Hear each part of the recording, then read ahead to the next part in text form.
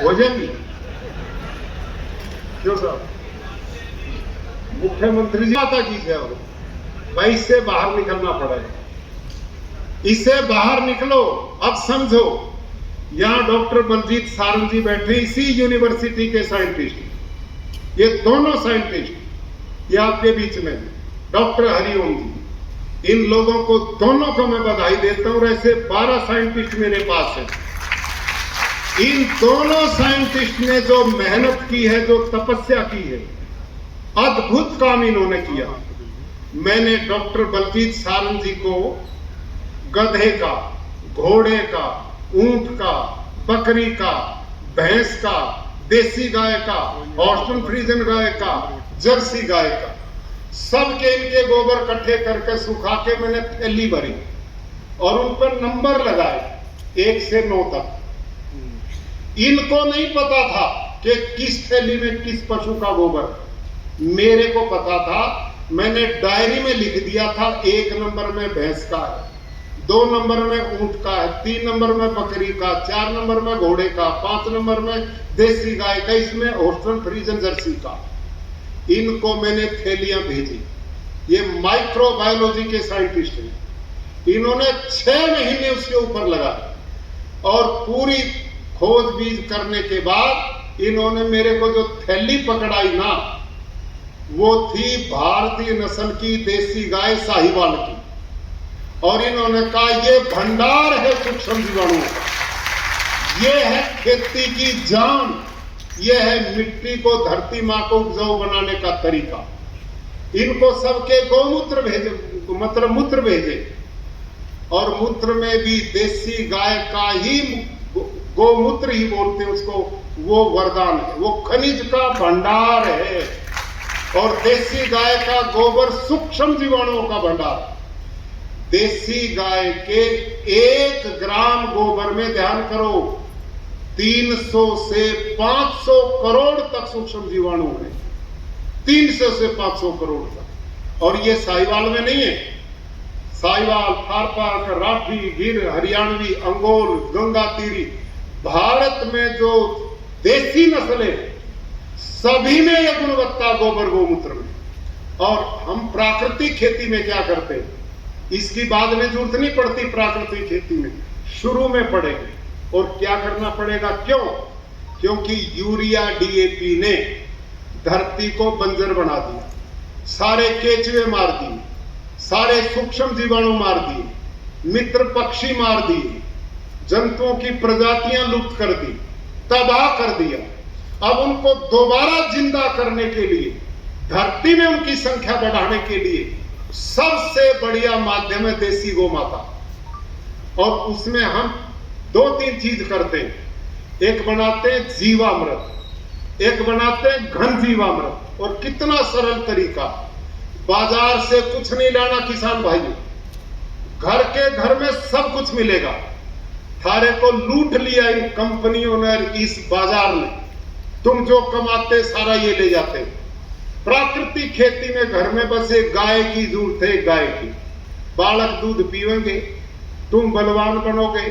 और गौ माता वो गोबर गोमूत्र से खेती कराएगी। कैसे, इसको सुनो। एक ड्रम ले लो 200 लीटर का, खाली कबाड़ी से, उन्हें पानी से भर लो, लगभग 180 किलो। ये देसी गाय 24 घंटे में 8 से 10 किलो गोबर देती है, 8 से 10 किलो गोमूत्र देती है। वो ड्रम में डालो, अरे ड्रम में छाए में रखो, पशु दावा छाए में, धूप में नहीं रखना। और इसमें 1.5 से 2 किलो कैसा भी गुड़, पुराना धुराना खराब, वो डालो।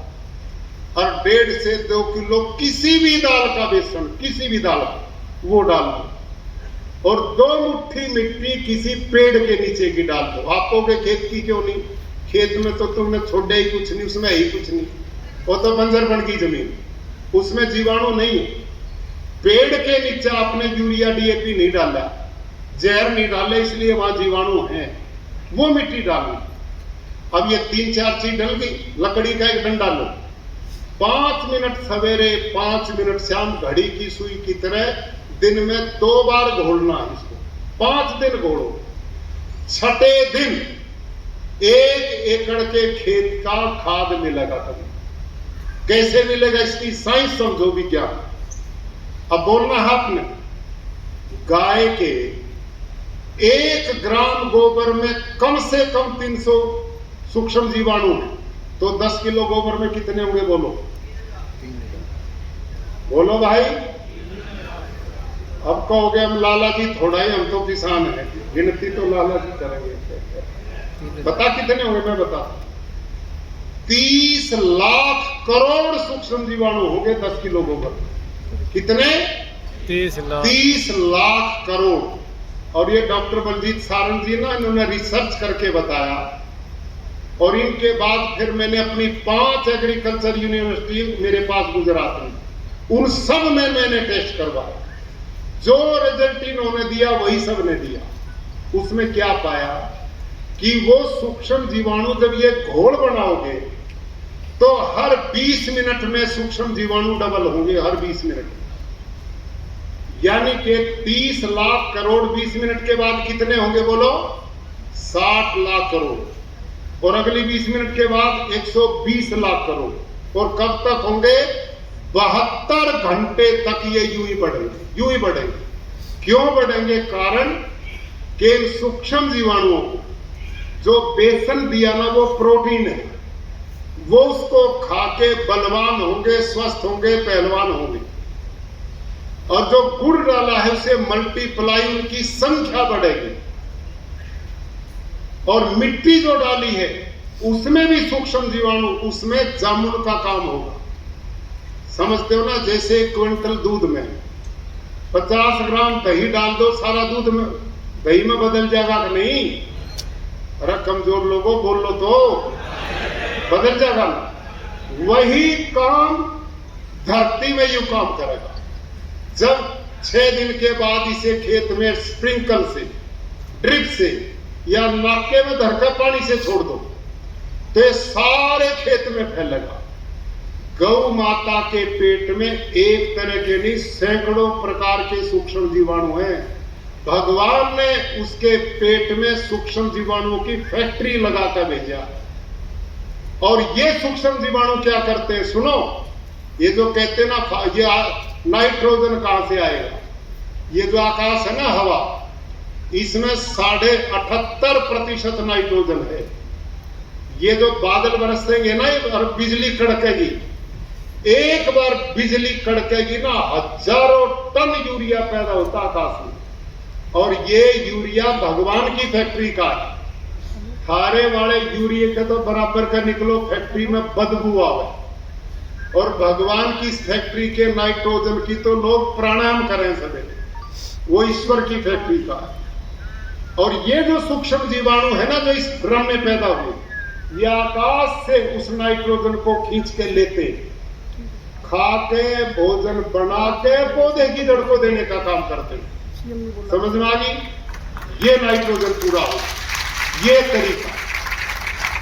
अगली बात सुनो, इस धरती में सब तरह के पोषक तत्व हैं, सब तरह के पोषक तत्व, phosphor, zinc, potash, magnesium, iron, copper सब हैं। लेकिन ये तत्व अपने आप पौधे का भोजन नहीं बनते। इनसे भोजन बनाने का काम सूक्ष्म जीवाणु करते हैं। इसको बड़े ध्यान से सुनो।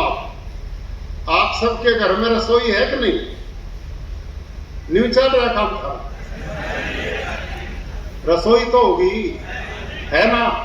अच्छा सुनो ध्यान से। आपकी रसोई में घी है, तेल है, नमक है, चावल है, आटा है, मोदी जी की दी गैस भी है, सारी चीज है। लेकिन रोटी बनाने वाला ना हो, माँ बहन रोटी ना बनावे, कुक रोटी ना बनावे, तो भोजन बनकर अपने आप बाहर आ जाएगा क्या? क्यों भाई? रोटी बनाने का सारा सामान है, सारा सामान है, पर रोटी बनाने वाला नहीं हो तो अपने आप भोजन बन जाएगा के? नहीं बना ना। अब सुनो ध्यान से, पूरा दिमाग को केंद्रित करो। ये जो धरती माँ है ना, इसमें पौधे को भोजन देने का सारा सामान है। परिसामान्य पौधे का भोजन बनाने का काम गौ माता के पेट से निकले हुए सूक्ष्म जीवाणु करते हैं। उन तत्वों को ये खाते हैं, phosphor, zinc, potash, magnesium, iron को तोड़ते हैं, खाते हैं, भोजन पकाते हैं, पौधे की जड़ को देते हैं। केचुआ ये यही काम करता, मित्र कीट यही काम करते हैं। आगे समझ में, इसका मोटा उदाहरण तो कोई नहीं, कमजोर विद्यार्थी हो, आगे समझ में। अब न्यू बताओ, आपने ये जो यूरिया डीएपी डालते हो ना, ये भी भोजन, इससे भी भोजन पौधे का सूक्ष्म जीवाणु ही बनाते हैं। और अभी मैं थोड़े बहुत जिंदा इसलिए काम चल रहा, वो नहीं बचेंगे ना मरेंगे। यूरिया डाल के भी धरती में कुछ नहीं होगा। यूनेस्को की रिपोर्ट है, रासायनिक खेती यूं ही चलती रही अगले 40 साल तो सारे देश और दुनिया की धरती ऐसे बनेगी जैसे घर का फर्श होता है, घास का तिनका भी नहीं जमना। यह हाल होने वाला। सारी धरती पर इस प्रकृति के संतुलन को बनाने का काम सूक्ष्म जीवाणु और ये जीव जंतु करते हैं। इन सब को हमने मार दिया, केचुए को हमने मार दिया। अब मेरा वो चलाना भाई, ये है आपको, वो केचुए वाला चला।